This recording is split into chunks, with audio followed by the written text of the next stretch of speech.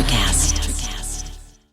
Hi, and welcome to Deep Leadership. I'm your host, John Rennie. Well, I hope all is well with you today. It is Saturday morning, and I'm drinking a hot cup of Bottom Gun coffee from my friends at bottomguncoffee.com. I have another great show lined up for you, but before we get started, I just wanted to mention my latest leadership book. It's called You Have the Watch, and it's available on my website and on Amazon. In fact, it's already a #1 new release and a bestseller on Amazon. I'm really excited about this new book because it's not actually a book. It's a guided journal for leaders that will take you through an entire year of leadership training. There are 50 themes in the book, and each day you will reflect on a different facet of that theme. Now, this journal is designed to be on your desk at work for you to read and reflect on for about 15 minutes each morning. Leadership skills are like any other skills. You need to practice them to get better at them, and this journal helps you practice those skills. So if you're interested in this guided journal, go to youhavethewatch.com or Amazon and pick up your copy today. Also, keep an eye out on my social media feed for upcoming book signing events in your area. Now, if you're looking for ways to support what I do on this show, purchase any one of my books at johnsrennie.com. You can use the discount code DEEP at checkout to get additional savings. Well, that is it. Today, my guest is Grant Morgan. Now, Grant did something amazing. When the world went crazy during the pandemic, Grant stayed calm and saw opportunity. He started a company to develop a technology to disinfect the air in indoor spaces. His company, R0, is now saving lives and is worth more than $250 million. You know, as leaders, we want to make a dent in the universe, and Grant figured out a way to do it. This was a fascinating conversation that I know you're going to enjoy. So, are you ready to dive in? Let's get started.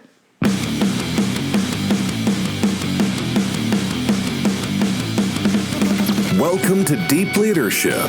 Leadership is a people business. That's the philosophy of your podcast host, John Rennie. As a former Cold War submarine officer who spent 20 plus years leading businesses in corporate America before starting his own manufacturing business, he knows that leadership matters. Are you ready for some real-world actionable advice from John as well as his expert guests? I'm ready. The show starts right now. Welcome to the Deep Leadership Podcast. Today I'm joined by Grant Morgan. While most of us were busy hoarding toilet paper at the beginning of the pandemic, Grant was working on a plan to change the world. As CEO and co-founder of R0, he set his sights on developing groundbreaking biosafety technology to save lives in the COVID-19 era and beyond. And in less than 2 years, he built an all-star team and developed partnerships with over 600 schools, the Mayo Clinic, and the U.S. Olympic team. And now the company is valued at over $250 million. I'm excited to have him on the show to talk about how he built his company and the leadership lessons he learned along the way. So, Grant, welcome to the show. Thanks for having me, John. Really excited to be here. Yeah, it's great to meet you and great to have you on the show. And congratulations on all your success so far. And I'm sure it's just the beginning. It sounds like you're doing something that's very much needed in the world. So congratulations on that. Thank you. It's humbling. It's been a wild ride. And like you said, we're just getting started. Yeah, that's wild. So first of all, tell us about your background. We talked a little bit beforehand. We're both engineers, both mechanical engineers. So how did you go from being an engineer and you worked at a global company like I did? How did you go from that to a startup CEO in a high technology space and growing in leaps and bounds? How did that happen? It's actually a little bit accidental, a little bit intentional, but I'm actually going to start before I even got to college. So I was applying to a bunch of schools for different things from, math to business to engineering and everything in between. And the school I ended up going to, Cal Poly, you have to declare your major when you apply. And so I didn't know what I wanted to be when I grew up. And so I figured, hey, I like Legos and I'm good at math. So let's try mechanical engineering. And so mechanical engineering became my major. And that worked out for me pretty well. But when I was graduating, I thought about how I wanted to apply what I was learning and, could have gone into oil and gas industry or energy. I could have gone into automotive and a number of different options, but I decided I wanted to do something that applied myself, my time, my energy, my skill set to something that at the end of the day was helping people. And so I got into healthcare. And I worked for a giant company called Abbott. At the time, it was like a 90,000 person international healthcare conglomerate. And I did their management development program where I got to rotate every 6 months for 2 years. I got exposed to different business units, different functions, got to meet a lot of really impressive people and learned a ton. But one of the things I learned is that I wanted a sort of bigger slice of the pie and broader set of responsibility. And so jumped ship to a smaller med device startup called NDC at the time. Now they're called Confluent, I believe. But I got to stand up and lead our neurovascular value stream. So my team would basically take a napkin sketch from like a Stryker, J&J, Medtronic, all the big dogs, and take a napkin sketch and an idea of a therapy that they wanted to bring to market. My team would figure out how to design, develop, manufacture, scale it up, get it through FDA trials, and ship it off to a lower cost manufacturing facility. And so I got what I was looking for there, and sort of brought me to my next realization that I wanted to try something in an unregulated industry. So I jumped ship. I had a friend who I was talking to about potentially starting a business, and he said, "Why don't you come on over and do this with me?" And I said, "Well, what would I do?" And he said, "I have no idea." And I said, "Perfect, sounds great. I'm in. Let's do it." And so I jumped ship, and I believe my first title was like director of special projects or something, like very indicative of the fact that I had no idea what I was going to do. But I was the most technical person on the founding team, and ended up being sort of the translation layer between our engineers and sort of the business side of the house. And turns out that's called product management in the tech world. And so I became a student of product management and software engineering, really fell in love with software. And that experience lit my entrepreneurial fire as well. So I led the product and engineering teams at that company, grew it for 6-7 years, eventually got acquired by Allstate, and spent 6 months getting the ship to port. Figured that the big company scene was not my thing, and had the itch to go start something else. So I did, and then fast forward to the beginning of the pandemic, when we were seeing sort of the world fall apart, all the loss of human lives and the economic devastation that was happening at the time too. And just felt really compelled to jump in and do something to help. And so, that's where, R0 came to be, but collected to my two co-founders that I'd known from sort of a past life. And we were off to the races. That's fantastic. Yeah, it's incredible. It's a similar story just in terms of like going from, big company to small company. And then once you get into a small company, there's something there that says, I'm not going back to the big company again. It sounds like you had that bug and you weren't going back. You were continuing the entrepreneurial route. So yeah, it's funny. Like, I think you're right. I think, my whole life I was taught to, put your head down, work your way up the ladder, right. Stay loyal to the company that you start with. And I've always been sort of, I maybe malaligned, maladjusted. And the status quo doesn't sit right with me. And so, I've always sort of tried different things, taken different risks. And I remember when I jumped ship from the medical device industry to a startup where I had no idea what I was going to do. I remember telling my parents, and they couldn't wrap their heads around it. And I remember my mom was like, we will always have a place for you. If this doesn't work out, you can always come home. And I was like, Mom, you already converted my bedroom to an office, but thank you for the offer. And thanks for the faith in me. But I think the point was you realize a couple of things, but one is like at a startup, or any role where you're taking a leap of faith and trying something you've never done before, you get to figure out what you're made of. You are accountable for the wins, you're accountable for the losses, and you have to kind of build your own safety net. And it's a really empowering thing when you start to realize like, hey, I've got this. And then the other thing that was one of the sort of unlocks for me was realizing like, nobody knows what they're doing in this world. If you're doing something that no one's ever done before, like there's no playbook for it, and you kind of just have to figure it out. And understanding that other people are in that same boat, it was sort of empowering to me as well. And once you catch the bug and prove to yourself that you trust yourself to just figure it out, then it's a really powerful thing. Yeah, I agree. So what was the big idea that started R0? Now, what problem were you trying to solve at the time? Yeah, it's a great question. I think at first it was just this like strong compulsion to help fight this, global pandemic. And we didn't really know what we were going to do, but we thought that this was one of those moments throughout history where the world changes, and started looking at past historic events and seeing what we could glean from how the world changed from those things. And, most recently we, looked at like 9/11, for example, and out of 9/11 came basically the entire Homeland Security apparatus. So, hired 14,000 TSA agents, put air marshals on flights. You still can't carry a water bottle or wear your shoes through security. And then, there was an entire private industry that was spawned to really support this apparatus. So think like the Palantirs of the world. And so, point being, there were these massive societal and infrastructural changes that arose out of this tragic event. And we thought that there would be similar changes on a global scale, but they would revolve around really two things. It's trust and safety.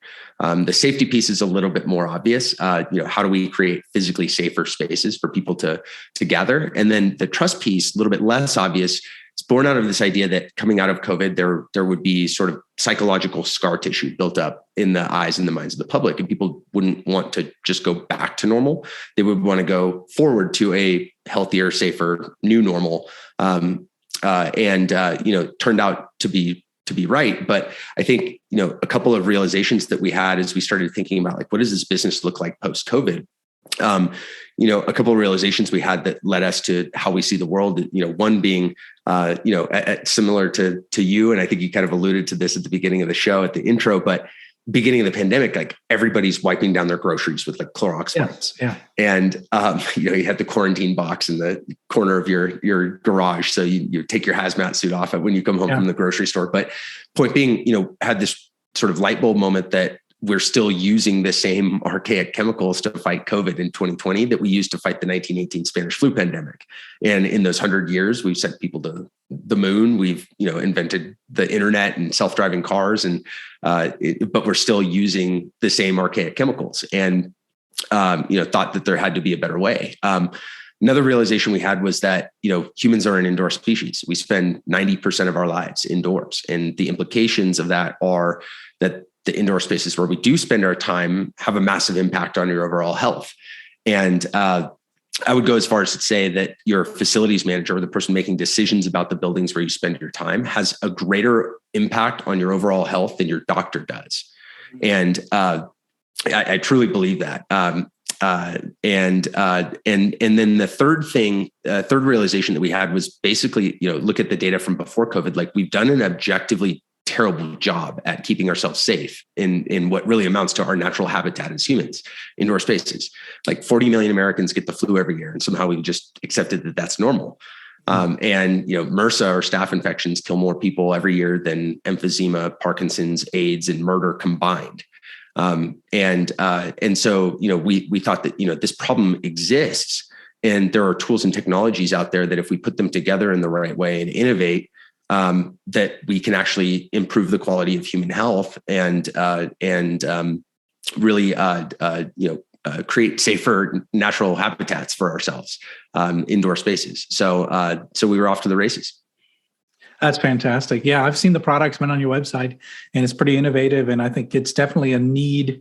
There's definitely a need for it. And I think you've shown where there's needs for it in hospitals and schools and really any indoor space, really in workplaces. It's fantastic. And again, as we go back to work, right? Those of us who are going back to offices, how do we, like you said, we want to feel safe. And this is a way where you can say that there's some level of safeness, or, something that's being proactively maintaining a safe environment. I think it's fantastic. So you've definitely you struck while the iron was hot, as they say, right? Yeah. I mean, I think if the pandemic hadn't happened and I knew what I know today, I absolutely still would have started this business.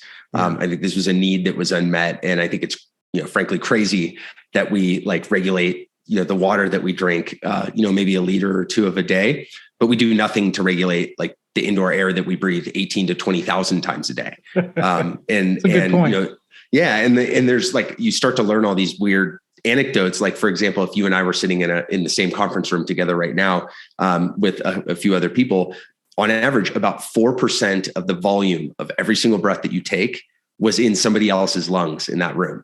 It's kind of the equivalent of respiratory backwash. And when you start to think about these things, it makes a ton of sense. Like, why don't we do something, better than we have before? And I think that, COVID has created this societal awareness of the relationship between indoor spaces and human health. And I think there's, that's catalyzed the demand, but I think this was inevitable. And frankly, I think it took too long for us to get to this point where we realized that we need to improve. Yeah. Wow. That's great. It's fantastic. And again, a lot of people were making ventilators, when the thing came out, all these companies jumped on the ventilator bandwagon. You kind of sat back and said, well, what's it going to be at the end of all this? And you guys have a product that really provides a great solution. So, my hat's off to you for that. That's fantastic. So one of the things I was to ask you is, what are some of the challenges going from 3 employees to 150 plus employees in 2 years? And I know I've gone through similar growth things in my career, growth curves in my career. So I want to hear from you. What were some of the challenges that you faced as you grew the company that fast? How much time we got? It is unequivocally, the most difficult challenge I've faced as in my professional career. It's incredibly, humans are complex. And people are, it's my lizard brain, like linear thinking, engineering mind, like wants deterministic, like inputs and outputs. Humans are not that way. It's the opposite. But I think one thing that compounds some of the difficulties is the remote environment. So we are remote first, in office second. So we do have a headquarters here in Salt Lake City. We also have some physical space in San Francisco where most of our product and engineering team are, but we have employees in 14 different countries all over the world. And we got to come together, collaborate and make progress. And so that compounds our challenges. But I think it largely comes down to communication and context. I think, when you're adding 15 people every other week to the team, like it's really challenging to keep everybody aligned, tightly aligned, and moving in the same direction. And it requires, over communication, and there's roles and responsibilities that are changing, priorities that are shifting all the time. And there's so many moving pieces that you have to try to keep together. It's really, really challenging. I think that, making sure that everybody has the context they need to be able to be autonomous and make the decisions, push the decision-making down into the teams where the work's actually getting done. That's incredibly challenging. I think that being focus is another challenge. So you bring new people on, there's fresh ideas and a lot of good ideas, really good ideas, but you can't possibly do everything at once. And so we historically, I'll take credit for this. Like, I'm not great at saying no to things or haven't been, but you have to, or you'll, death by 1,000 paper cuts is sort of the inevitability. And, as a startup, you have limited resources and time is the enemy, I guess. And so you have to be laser focused on what the mission is and make sure that everybody's pulling in the same direction and not a second is wasted. It's easier said than done, and I can't claim that we've gotten it 100% right by any stretch of the imagination. But I think those are the biggest things: is just the communication and the focus as you continue to scale. But it's really hard. We'll be right back after a quick word from our sponsors. Leadership skills are like any other skills. You need to practice them to get better at them. Best-selling leadership author John S. Rennie knows this. That's why he's written a new book called You Have the Watch. It's a guided journal for leaders designed to take you through an entire year of leadership training. By the end of the year, you will master 50 of the most important leadership skills. If you want to have a greater impact on the results and people in your organization, go to youhavethewatch.com and pick up your copy today. one of the things, as you go from 3 to 150, one of the things I think might be difficult, and I was wondering how you did it, is how do you, you have a founder's intent, you're a startup, so you have your founders over there, and you have how do you prevent like mission drift? How do you prevent like, these new people coming in with their own ideas, and then suddenly you're off in a direction that wasn't the intent of the company at all? So how do you keep everybody kind of glued to the mission, the original mission of the company? Has that been difficult, or is there tricks that you've used? Yeah. Extremely. And, okay. and like, I won't sit here and pretend to have like all the world's problems solved. There's some things that I think we've done right, whether intentional or unintentionally. But I think we've gotten, luckily gotten more right than we have wrong. But I think the mistakes are the things that give you the scar tissue that allow you to get things more right than wrong moving forward. But I'd say that, it starts with people. Like you have to hire the right people. Because the early leaders that you bring into your company are going to have an outsized impact on who you become as a company and how you execute and how the team thinks, your ability to recruit and build and scale. But the early leaders are going to set the trajectory for the different functions that they lead, and so you have to really, really get those right. Luckily we brought on some incredible people early on. I'll call out one, Neil Day, who's as much a mentor to me these days as he is an employee of our Zero. But he's our CTO, and he's built a world-class engineering team. But people are drawn to him; they want to work for him, and he's just an incredible leader. And having him early on it has made an outsized impact on the quality of our engineering team and our ability to scale there. And it's just, I'm blown away at what he's been able to do. But, if you bring the right people on, they'll attract the right people. A lot of leaders like Neil, for example, had people from his network that, he brought along that are just absolute world-class talent that would follow Neil through the gates of hell. And so that's, a very positive example. And then, on the flip side, like we've definitely gotten some hires wrong, hired the wrong sort of skill set for the stage we were at, hired people that were extremely talented, but didn't have we figured we'd put them somewhere. We'd figure out where to put them later without sort of squarely defined roles and responsibilities. There's a number of things we've gotten wrong with the hiring, but getting hiring wrong, especially the early leaders, hurts the most. And the sort of consequence of getting it right is the biggest value add and the biggest benefit. But it all starts with people. I was wondering about that, and I've had similar experience where I've hired good people and it sort of attract other people.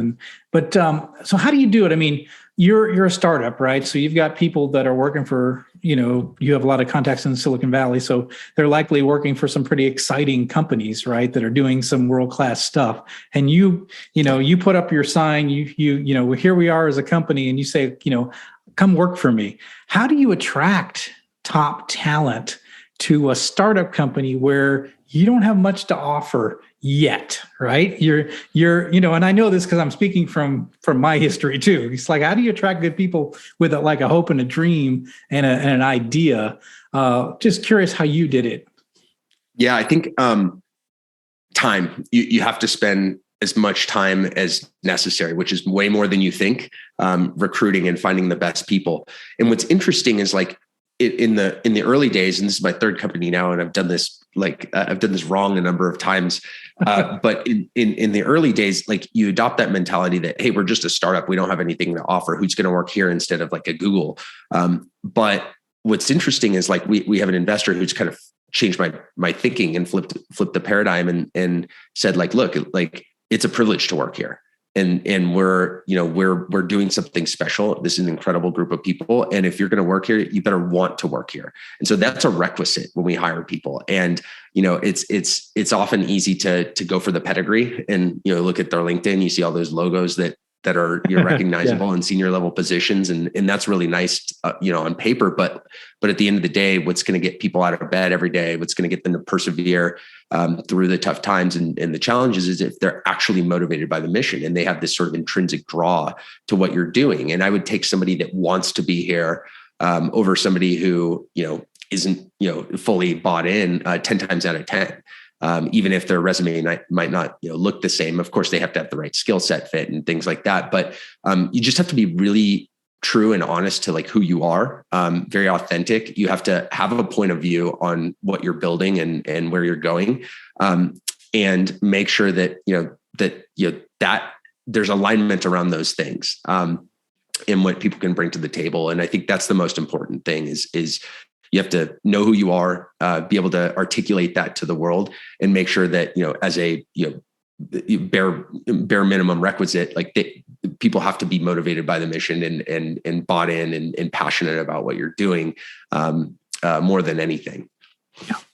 Yeah. I think you're right. I mean, it's the people that kind of buy into this and they get excited about what you're trying to do. You're making a dent in the universe. You're doing your own dent, and they want to be part of that. Now, it's been interesting how I've kept employees for so long that I thought, well, there's no way this person will stay with me, and they have stayed because they're excited about the mission. And that's what, and really, if you can find people that are passionate about what you're trying to do, they're not going to be looking for all the, the benefits of a big company. They see something where they can have their hands and be an integral part of something that's doing something completely different. And they're excited about that opportunity. So yeah, I think the mission drives a lot of those people that come that want to do something special. And it sounds like you had a pretty good luck with that. So yeah, it's been tough, but I think, you look at like guys, I'll pick on Neil again. Like Neil was the CIO of Walmart, and in the early days, I was like, why is he even talking to us? Let alone, and to him, this is a really, really interesting problem to solve. And he knows that, it benefits people and he's intrigued because he knows that like, hey, there's an opportunity, there's a technology gap here. And like, I know technology and I think I have something to offer in solving this problem. And it's really interesting and it's solvable. And so, that immediately resonated with Neil we truth be told, we actually brought him on as an advisor first, playing the long game. And we knew that once we got him involved and got him in the lab, like, I caught him soldering a bunch of resistors to a PCBA one time. I was like, all right, he's in, like, we've got him. So, but yeah, it's really hard to find those people. And, we're lucky to have Neil, and we're lucky to have a lot of the other leaders that we have as well. Yeah, absolutely. So one of the things I read is your leadership philosophy was really interesting to me. You say it's to create an environment where people can do the best work of their lives. Now, I love that. Why did you choose that as a mantra? Because I love that. I think that, I talk a lot to the team about how, a company is just like, it's this weird thing. And I got this from from a book that I read a while back called Sapiens. But it was talking about like the idea of a company. And like all a company is a bunch of people that are aligned around like an idea. And like if like everybody left R0, like R0 doesn't exist. Like there's not a thing that represents R0. Like our products will be in the field or whatever, but like R0 doesn't exist. It is this amalgamation of people that are aligned around this idea. And so I talked to the team about how like we as a company will only ever be as great as our people. And we bring people on because like, I'd say fairly decent at a lot of different things, but not particularly expert in very many things at all. And so, you bring on people that know more about their function than you do and get out of the way. You bring them on to tell us what to do and to lead. And so I think that if you boil that down to sort of first principles, it's about like performance conditions. It's about the environment and creating that environment to allow people to do the best work of their lives here.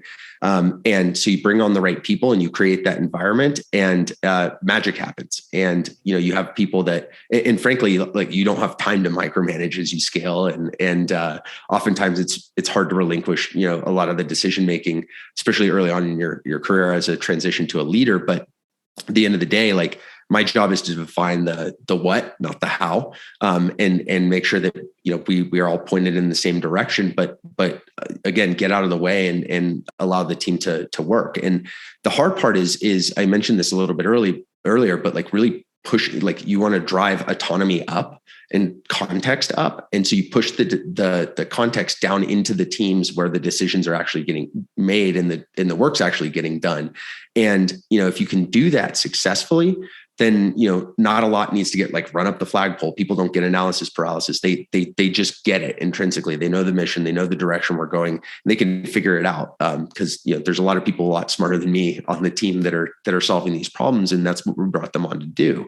And so that's where you get the magic, is when you have this sort of like unconstrained thinking, but this sort of tight alignment towards a common goal or a mission. And you create the team structure and organize the team in the right way. You create the right feedback loops and communication channels, and just let the team go. And it's amazing to see what people can accomplish. Yeah, that's really powerful. I know I write about the same exact thing in my books, and but yet I don't see as many leaders doing that. So they think that they have to have all the answers, that they need to control things, that they need to have strict policy and procedures. And you've come to this realization that if you bring on great people and you set a vision and a mission and you align everybody towards those goals, then you don't really have to have a lot of control. You really actually are freeing people up to bring their best to work every day. And what you end up getting is better performance than if you try to control it all from the top. And it seems to not be understood by a lot of companies still. They're still trying to push down these ideas. And you're always limited to the capability of the leader when you do that, right? And as you're quick to point out, you know a lot of things, but you're not an expert in everything. And I'm the same way. I know a lot of things, I have a lot of experiences, but there are people on my team every day that blow me away with ideas that I never thought of, right? And you're just like, oh shoot, that would work, and you get excited. I get excited, like we could do that, Exactly. And so I think you unleash that potential when you give people that freedom to bring themselves to work and to be their best. So I commend you for that. And I don't see enough leaders practicing that very simple philosophy. Yeah, I say it out loud. I don't always practice it. I'm working every day on becoming a better leader. It's easier said than done. And I had a mentor equate this sort of style of leadership to like backseat driving. And so, if you're with a bunch of friends and you're like, hey, let's go out to dinner at, restaurant A or whatever. Like you define like, hey, let's go meet at restaurant A at 5 PM. And you don't get in the car with them and backseat drive and say, hey, take a left here, take a right here, take a left here. Like you all know the destination, and you got to trust that people are going to know how to get there. And they might take a different path than you, and they might take a shortcut that you didn't know about. They might take a little bit longer to get there, but at the end of the day, what matters is the destination. It's the what. That's the outcome. Yeah, I agree. That's great. So we're wrapping up, getting close to the end here. What kind of advice would you give to other, maybe some other people that are considering starting up a company and building a team, and based on your experiences, the scars, the cuts, the bruises, what's some advice you give to startup CEOs today? This might not be like typical or like super inspirational advice, but it's the God honest truth. I'd say, take a good hard look in the mirror and really ask yourself like how bad you want it. And if you don't have a burning passion in this like, like insatiable, like desire to go do this, then don't do it. The reason I say that is because it's really, really hard. Like you sacrifice your relationships, you sacrifice, family and friends, and you sacrifice your weekends, vacations. You read about it and you read about like the rainbows and unicorns in TechCrunch, but you don't read about the 99% of companies that don't make it. And, some of the most difficult things I've ever had to do in my life, stemmed from me being a part of a startup. And it's it's not easy. And you have to have that will to win and persevere. That's table stakes. But if you do have that, then do it. And, one sort of middle ground is go join a startup. And if you want to, test it out, go join a startup and see what it's like. It's a lot of duct tape and bale wire under the hood. It's chaotic. It's hardworking, but it is the most rewarding thing that I've ever done in my entire life is being able to prove to yourself that you can fundamentally change the way that the world does something or control your own destiny. And I think that's what's empowering about it. That's what's like infectious, I guess, pun intended, about it to me. And that's what's most rewarding. But you can change a lot of people's lives if you get it right. But it's not for the faint of heart. So you got to want it real bad. And if you're going to do it, people are everything.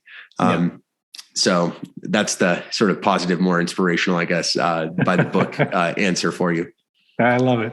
Actually, I wrote an article one time. This don't ever start a band after my first 2 years of startup life. Yeah, it's tough. So, but I think if like you said, if you can look in the mirror and say, I really want this and I really want to be committed to it, then do it. But it is going to be a lot harder than you've ever, I worked in corporations for 22 years and it was never that hard, never as hard as, making payroll, twice a month for 6 years. That's, some days it's tougher than others, but it's exactly, it's tough, and the wins are sweeter and the lows are lower. But, like you said, it's like the stakes are higher. Like you're putting food on the table for people's families and you're providing for them. And the decision-making changes from like tactical decision-making where it's like, hey, I'm a cog in the wheel. And like, I have to make sure that, my cog turns the right way. And if it doesn't, like the other 150,000 cogs are going to turn the right way and like, whatever. Right. It goes from that to more like existential threats. Like you said, how do I make payroll? Like, how do I deliver for my investors? Like, how do we get to this next milestone? But it's existential threats to not just you, but your team as well. And so there's a lot of responsibility, a lot of pressure. And at times it's not fun, but to be honest, there's nothing I'd rather be doing. So yeah. Same here. That's the same thing. It's addictive. Yeah, it is. It's crazy. It's hard work, but it's also, like you said, the highs are high, the lows are low, but it's a wild ride. I'll never work for another company again. I like the startup life. So excellent. Well, Grant, this has been really good. How can people find out more about you and your company? Yeah. Check us out on the internet, rzero.com, just all one word, rzero.com. Drop us a line on LinkedIn, Grant Morgan, come look me up and, come say hi if we're at a conference that you're at, but, website's the best way to get a hold of us. Okay, great. We'll put a link to that in the show notes. Grant, I appreciate you coming on the show. Congratulations again for all your success. And again, it sounds like you're doing it the right way. And I commend you for that. We're trying. So thanks a lot, John. Really appreciate you having me. Okay, well, thanks again. Well, that's it for today. Thank you for listening to Deep Leadership. If you like this podcast, please subscribe and share so we can continue to build a world with better bosses. Until next time, this is John Rennie saying take care and lead well.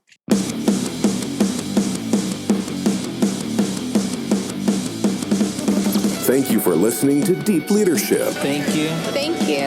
Thank you, thank you, thank you for all you do. We hope you enjoyed today's episode. For more information and updates, please visit our website at www.deepleadershippodcast.com or johnsrennie.com. Until next time, take care.